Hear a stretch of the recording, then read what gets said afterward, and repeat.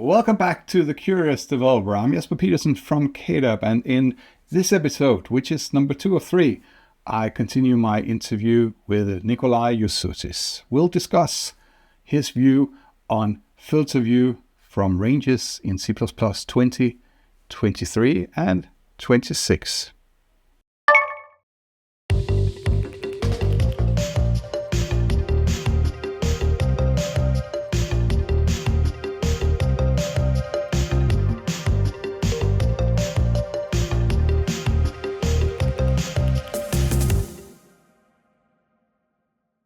At CPPCon last year, you had a presentation, and I'm just reading it up so I don't get it wrong here, because Google people always want to Google that when they get off the stream here. Taming the C++ filter view. I'm sure you remember that one. And that was even the second or third iteration of the presentation I found online that you did before. You were talking about ranges and some of the nasty effects of ranges. And maybe before we continue on, I printed some code from there, and maybe even just to the audience explain shortly what is the problem with this code. And I even printed in color, so you can see there's a 5 that should have been a 7 there. What was the problem for those that don't have the time to watch 2 hours of presentation to understand this? Let me concentrate that I'm polite now. The design, well, first of all, it's not a problem about ranges in general. It's a problem about views, especially some views. The design of views is completely broken if you care for usability and safety in a programming language. If you don't care about that, it's good. Here's the point. Especially the filter view has serious flaws, and the real bad thing is they are not necessary. They could have been avoided. And one of the flaws is that the filter view does cache begin. And we do that to have a good performance when we do a reverse iteration on the filter view. How often do we reverse iterate on something being filtered? Yes, that's a use case from time to time to need that, but that's not the most common use case. The problem with that, with the goal of the designers of the filter view who wanted to support that, is that they said, this should work, but we pay a price for that. And the price is that filter views cache begin. And that has several consequences. So you cannot reiterate when the view is const. So we break the fundamental principle of constness, which is if you just use something to read, you don't modify, then you can make it const and it still works, and you are safe that yeah, if I use that and it's const, it won't be modified. Well, it is modified because when we call begin, which is just from a functional point of view a read, but it caches begin, and therefore technically it's a write. And that has the effect that you cannot just read you in const, and that now has further consequences. For example, the new print functions in C++ are no longer taking const arguments, and they are prepared that the argument why they are printing changes its state, which has the consequence that in a program, if you run it and you put in a print statement, the behavior of the program changes, and that's an absolute nightmare. And it's a price that's far too high just to support reverse filtering. And I thought that very early. The initial reaction was, oh no, you didn't understand that, and you should better look at details and teach it right so that people know how to use that. And then 5 years later, they said, oh yeah, we have a serious issue, but now it's too late to change this. We have it out long enough so we cannot break existing code. Just to give you one example, what is also not possible with the filter view. One of the key use cases of the filter view is you want to heal broken elements, as I usually say it. So you say, let me use a filter to iterate over a couple of elements and find those who don't meet a specific predicate. So I don't know, here's something broken. I don't know. My monsters are dead was one example from a game programmer. Here, let's see all the monsters and find those who are dead and resurrect them, bring them back to life. And the obvious way is put a filter, who is dead, and then in the body of the filter, if you found them, resurrect them, bring them back to life.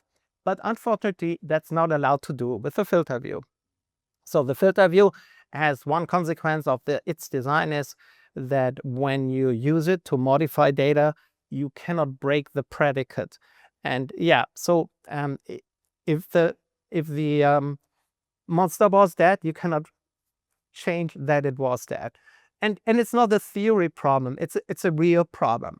I have examples now, very serious examples, where we can, just by changing the way we use a predicate or the way or using the test data, we suddenly do a reverse filtering over a collection of data.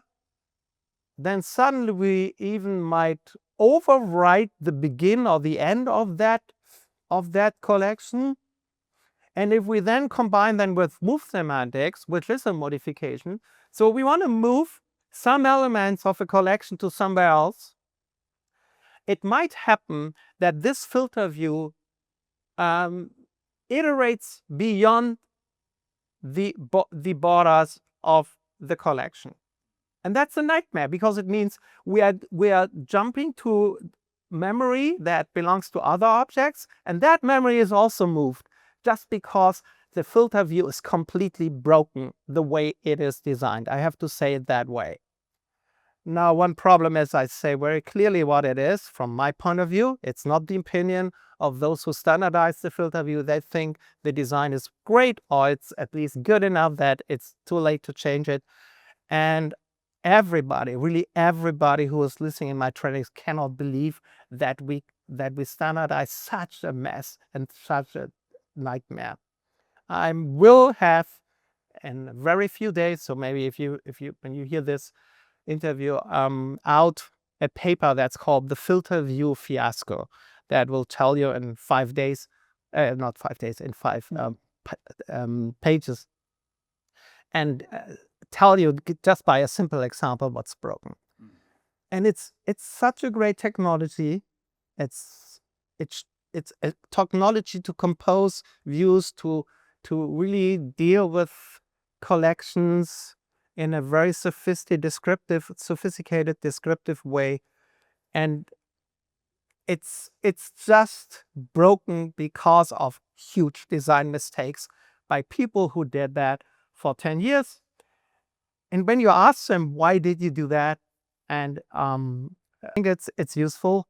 You just have to know the rules. But that's not how it works in C++.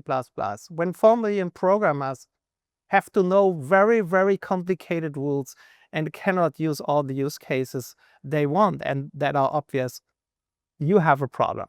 And we have a serious problem here. And the C++ Standard Committee is not willing to fix that problem. That's unfortunate. I don't like that. So I am Jesper Peterson's a curious developer, which means that I'm allowed not to understand everything. Filters and all that thing came from Ranges v3. The v3 meant version 3. Can't we just have a version 2 of all of this, and then we can all move happily along and fix the problems, and those that wants to use the version 1, they will include, well, they will get the regular include, but the rest of us will include the fixed version. Well, first of all, to fix something, we have to agree that we have a problem. Yeah. That's not the case. the C++ standard committee group who cares for ranges thinks this is not broken or not broken enough, then it's worth to fix it. That's it.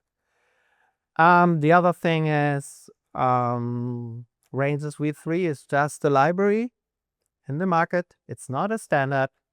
Once it is a standard, if you ship a new standard and it breaks existing code, we are in trouble. And who is we here? It's the compiler vendors. So you ship a new compiler and a new library, associated library, and then your users say, oh, my code is no longer working. And they have to do the support, and nobody pays them for that. So that is a problem, having things standardized. And now I come back to, should we take it longer until we standardize things? Yes, we should have taken longer to standardize the ranges library. It should have been at least be possible that we try out the latest decisions, that we make some experience, more than just 10 people or 20 people using Boost, and then coming up with maybe updates. One problem here is if experts standardize something from scratch, and they do that for 10 years, they are in their own bubble, and they don't get feedback from the outside. I still, the main authors of the ranges library still don't see the problem when I teach it or when I tell them about it. They say, no, don't make it bad, don't make it worse as it is. No, it's a nightmare to use it. That's it. That's all. What you really need in the standard committee is subpar developers, and no, that's not an offer of people that is not the experts to sit along and ask all of those questions that your student would be asking once it's been standardized. We need more ordinary programmers who are not experts. That is the first thing, because the experts just know all the rules and they make things right. That is one problem. So, and we need ordinary application programmers with courage to say, I don't understand that. Could you explain that? Why do we have that? And yeah, that's the problem with standardization right now. So pretty often we do it right. And I don't say that the experts don't care for good design and don't care for application programmers. It's just that they fall into the trap that they have a problem to change something they have taken as design for 3 years. And because from their point of view, using it is obvious. And so why should we change it? It's just that everybody else should learn the rules. And that was even funny. The most important comment they gave me is, Nico, you should teach it for us so that people use our library with our flaws and pitfalls right. That's not what I like. That sells books, that sells trainings, but that's not my way of life. I'm a perfectionist. I want to make things easy to use. And but I'm coming from the view of an application programmer, not from the view of an expert. And that role is very rare in that standard committee, unfortunately. And yeah, it would really be helpful if we would have that role way more in that standard committee. Interesting stuff there. That should give you a bit to think about. We are not done yet. I will continue in the next episode to talk to Nico about C++ 26 and a bit of C++ 29. When they finally can upgrade to C++ 26, what will they find that is most exciting? I think what's pretty clear is the overall new feature that will change everything is reflection. Reflection will change the way we program, definitely. So stay tuned.